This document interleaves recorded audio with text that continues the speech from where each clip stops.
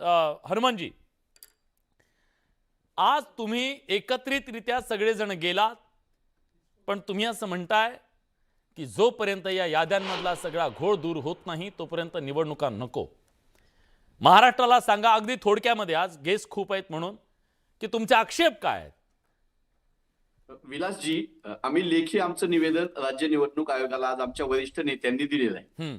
आम्ही आता निवडणुकांची तयारी चालू झाली. प्रारूप मतदार याद्या आल्यापासून आम्ही महानगरपालिका क्षेत्र असेल की नगरपंचायती असतील, जिल्हा परिषद असतील, आम्ही बूथवर आम्ही याद्यांचं काम करतोय. माझ्या धाराशिव मध्ये आमचे जे शहराध्यक्ष आहेत त्यांनी निवडणूक आयोगाला लक्षात आणून दिलं की एका प्रभागामध्ये 8-8.500 मतदान आहे आणि बाजूच्या प्रभागामध्ये 1700-1600 मतदान आहे.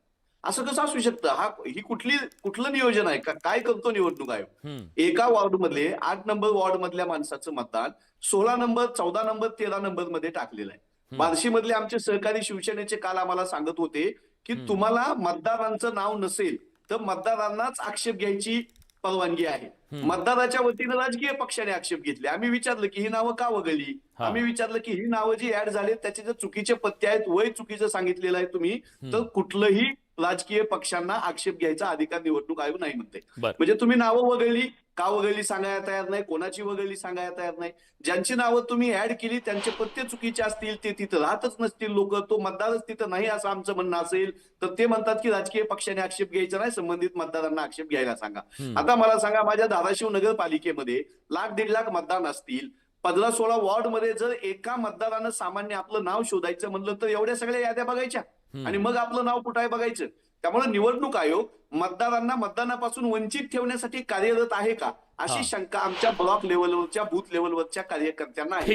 ती आम्ही आमच्या नेत्यांना कळवली आणि त्याचे पडसाद आज आमच्या नेत्यांनी निवडणूक आयोगाकडे काही आक्षेपाची नोंदणी केली आणि उत्तर मागितलं. बघू निवडणूक आयोग आता उद्या वेळ मागून घेतली त्याने आमच्या आक्षेपाला काय उत्तर देतात ते. अपडेट देतो ना तुम्हाला.